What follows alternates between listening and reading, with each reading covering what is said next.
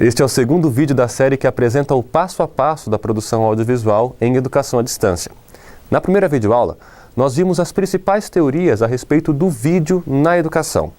É bom lembrar que o vídeo deve ser visto como um meio para facilitar o processo de ensino à distância. Vimos também que a primeira etapa de produção é a elaboração de um roteiro. Hoje, vamos conhecer alguns elementos da linguagem de vídeo, os movimentos de câmera, os enquadramentos fixos e o cenário. O cinema é o precursor da composição de imagens em movimento. Os primeiros filmes utilizavam um enquadramento fixo o tempo todo da gravação. As ações ocorriam diante da lente da câmera, mas nem sempre a expressividade do momento era destacada, porque a realidade era enquadrada de uma forma muito ampla. Foi então que surgiu a necessidade de escolher os elementos da cena, recortar mesmo a realidade de forma intencional, para que as imagens ajudassem a contar aquela história. Veja só esse exemplo. Nesse estúdio aqui, há uma variedade de itens que compõem o cenário. Vê-los todos assim, dessa forma, pode não ser necessário ou até mesmo acabar dispersando a sua atenção para algum desses objetos e não para a minha explicação.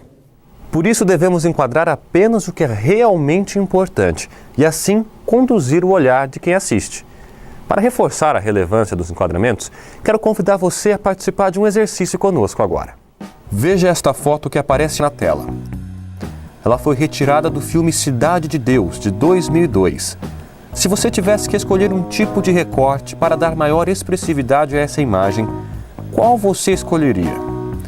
Alguns podem optar por manter a imagem aberta, incluindo o cenário ao fundo. Outros devem ter achado melhor mostrar apenas os personagens com as armas nas mãos. É possível ainda reduzir a imagem e enquadrar só as crianças. Ou ainda escolher a expressão no rosto de uma delas. Na verdade, qualquer uma dessas opções é válida, já que a escolha do plano é subjetiva.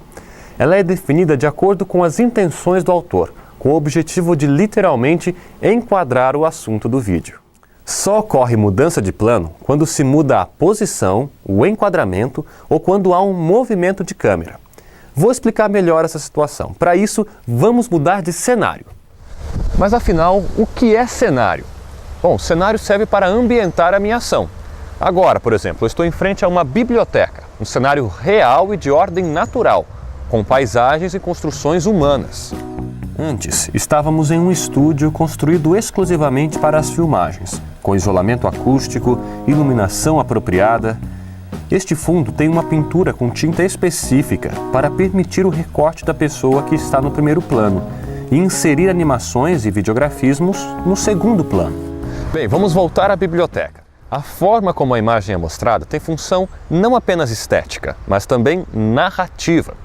O enquadramento escolhido deve ser adequado para aquilo que está sendo dito. Vamos conhecer primeiro os diferentes tipos de planos fixos. Como você pode ver, agora eu estou enquadrado do busto para cima. Este é o primeiro plano. Ele serve para evidenciar as minhas características e dar ênfase à minha explicação. Nada mais da realidade importa nesse momento. Agora o plano americano. Você deve se lembrar dele. Ele enquadra a pessoa do quadril para cima e serve para evidenciar a ação. Olá, eu sou Yuri. O plano americano permite esses dois destaques, a ação de me apresentar e o personagem, que sou eu. Já o plano geral é usado para descrever o ambiente em que se passará a próxima cena. Agora, por exemplo, é possível ver onde nós estamos e uma pessoa entrando no prédio. O plano geral é usado para familiarizar o local e a cena que virá a seguir. Como previsto pelo plano geral, ocorreu uma mudança de local. Essa mudança de enquadramento ajuda a tornar o vídeo dinâmico e, consequentemente, mais agradável para você que assiste. Aliás, percebeu que houve uma nova mudança de enquadramento? Consegue se lembrar em que plano nós estamos agora? Pense bem.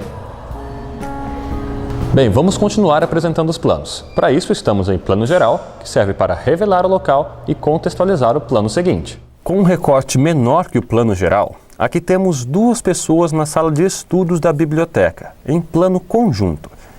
Ele não leva em conta as partes do personagem que são enquadradas, mas sim os elementos que aparecem na tela, que nesse caso são os alunos e o cenário.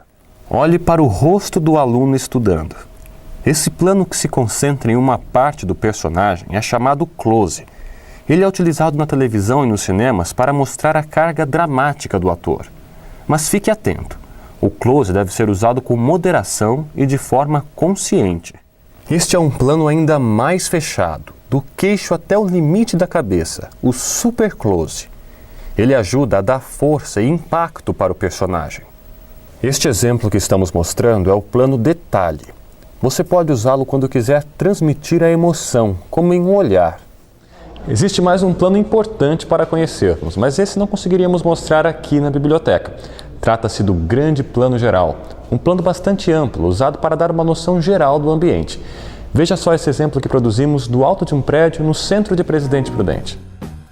Como você pode ver, esta imagem, feita em grande plano geral, mostra toda a área urbana da cidade. Mostramos todos os principais planos que podem aparecer em um produto audiovisual. Para relembrarmos, vamos ver agora alguns exemplos clássicos do cinema.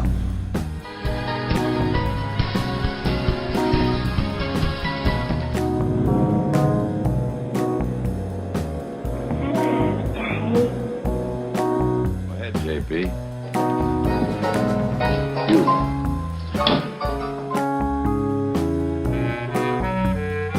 Laisse notre amour.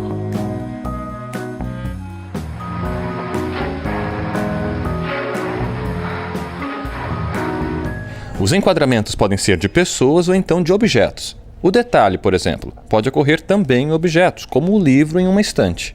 Notou que o plano anterior não aparece em um ângulo de nível normal, como nos outros exemplos? Vamos ver agora como isso aconteceu. A câmera é nivelada de cima para baixo, com um ângulo chamado de plongée, que significa mergulho, dá ideia de inferioridade. Agora estamos em um ângulo normal, olho da câmera no mesmo ângulo de visão. Com um efeito contrário, a câmera pode dar superioridade para a personagem ou então exaltar a situação.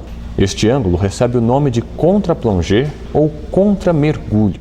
Outro elemento que ajuda a dar mais dinâmica ao vídeo é o movimento de câmera. Por exemplo, agora eu estou andando porque quero mostrar o ambiente e enquanto isso, o meu cinegrafista fez um movimento em torno do próprio eixo da câmera. Esse movimento é chamado de panorâmica horizontal. Ele poderia também ter movimentado a câmera de baixo para cima. Isso é chamado de panorâmica vertical ou então tilt. Agora, se eu começar a andar em direção à câmera, eu vou ficar mais próximo de você. Tal proximidade também pode ser obtida pelo movimento da própria lente da câmera. Por exemplo, se ele quiser se afastar um pouco de mim, ele aplica o movimento de zoom out e me deixa em primeiro plano. Agora, se ele quiser me deixar mais próximo, aplica o movimento de zoom in e me deixa assim, em primeiríssimo plano. Não podemos esquecer que existe um outro movimento de câmera muito importante, que é o traveling. Para exemplificar, eu vou levar esses livros aqui para ler em casa. Veja só o que a câmera pode fazer.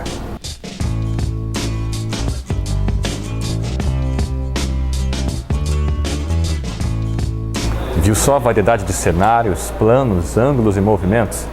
Eles trabalham juntos e devem ser utilizados com um propósito. A intenção do autor do vídeo, seja ele educativo ou não, deve estar descrita em um roteiro, como nós já vimos no vídeo anterior. Quanto mais tempo nós pensarmos no conteúdo e como a linguagem audiovisual pode ser aplicada para ilustrá-lo, temos mais chances de acertar. E além das imagens, durante a produção dos vídeos educativos, devemos ter cuidado com o áudio, com o videografismo e com a iluminação. Tudo isso vai ser tema da nossa próxima videoaula. Até lá!